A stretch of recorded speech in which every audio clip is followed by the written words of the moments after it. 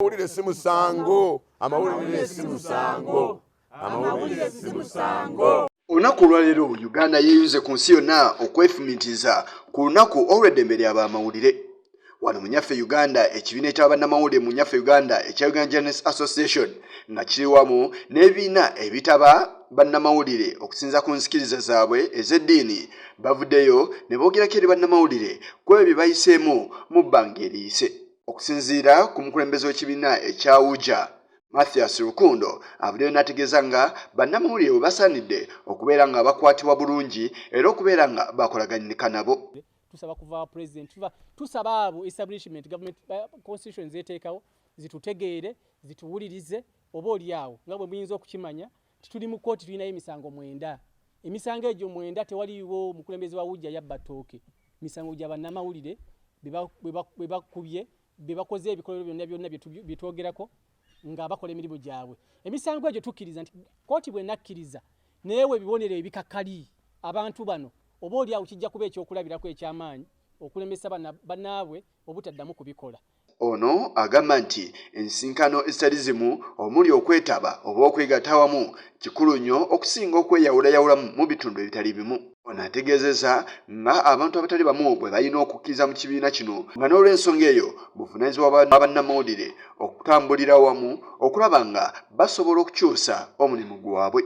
Nti ng'ekibiina ekitaba bannamawulire mu Uganda ekya Uganda Journalists Association tukoze buli kimu ekisoboka mu bbanga ery'emyezi emingi oba emitono gye twakamala mu bukulembeze nga bwe ntera obajjukiza nti ekibiina kye tukulembera kimaze emyaka 6.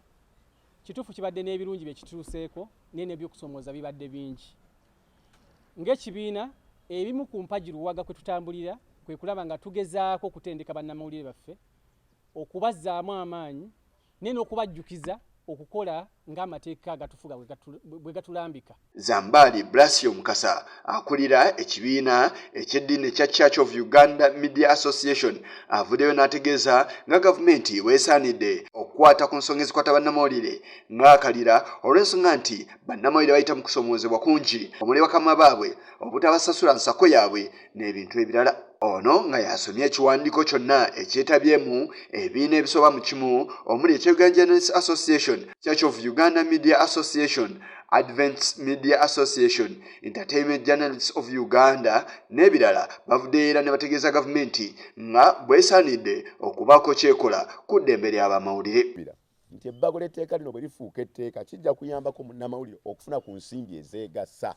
Ate si munnamawulire yekka, buli mukozi okubaako ensimbi ezitegereka zaafuna ng'akola omulimu gwe. Kale etteeka eryo litekebweko omukono era litandike okukola. Ekirala, Parliament eyongera okuteeka gavumenti ku nninga okujja license ku mikutu gy'amawulire egiremereddwa okulabirira obulungi bannamawulire okukola emirimu gyabwe. Bw'olaba nga media house oba omukutu gw'amawulire ogumu gwongera kutyoboola ekitiibwa kya munnamawulire, omukutu gw'amawulire ogwo guggyibweko license guleme kuweereza munnamawulire akole omulimu gwe nga yeeyagala era ng'asobola okugukola awatali kutya wadde okwekkiriranya. Zambali era anokoddeyo n'omusolo ogwateekebwa ku yintaneti n'ategeeza nti kino kikozesezza nnyo abantu abakulemberwa. Okuvumibwa n'okutiisatiisa emikutu gy'amawulire okuggyibwako license singa boogera amazima. Bino nno bikolebwa poliisi, bikolebwa amagye, ba RDC n'abalala abatali bamu. Ekyokulabirako okulonda kw'eggwanga okuwedde, ebyaliwo mu Novemba mu mwaka 2020, ebyaliwo mu April mu mwaka 2021, ebyo byonna bikosa omulimu gw'amawulire. Gavumenti ng'eyita mu kakiiko kayo akafuga ebiweerezebwa ku mpewo aka UCC okulagira ng'okuggyako bannamawulire ku mpewo n'okusazaamu layisinsi zaabwe. Ebijaguzo by'omwaka guno bitambulidde wansi omulamwa ogugamba nti omulimu gw'abannamawulire gutambulizibwa mu kukettebwa. Era wano Joshua Musasizi Nsubuga akulira ekibiina ekya Adventist Media Association waviiriddeyo n'asaba bannamawulire okwerwanako olw'ensonga nti abamu ku abo ababaketta bali munda mu bo. Amawulire bwe gatakwatibwa bulungi gasobola okwonoona ensi yonna. Amawulire bwe gasoba ne bye tuwa abantu bibeera bifu.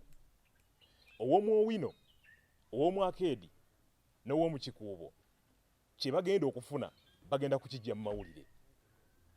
bwe twonoona kino kye tukola olwaleero olw'okuba twagala ssente eggwanga lyonna tulinnyise. Ategeezezza nga bannamawulire abatali bamu bwe basanze okusoomoozebwa awamu n'okutiisibwatiisibwa olw'embeera gye batambuliramu. Tufuuka babulabe eri amawulire.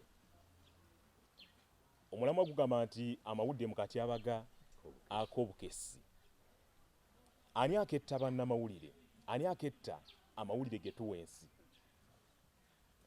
Nze nina obweraliikirivu nti ebiseera by'amawulire eby'omu maaso biringa ebiggwaayo. Bannange bwe tuli mu mawulire simanyi oba byendaba bye balaba. Tulina n'amannya ge twebrandinze kati.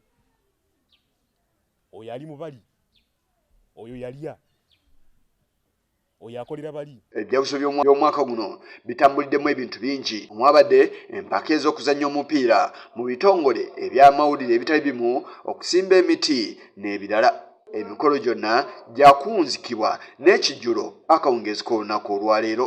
Father, we pray that as a fraternity or a community of journalists in Uganda, we shall live a better life. We shall live a life free from torture, free from harassment, free from manhandling by those that are charged with responsibilities of guarding us. Father, this is the day that you've made for us. Yes, Kigongo, kulwa Channel 44 Oregulo.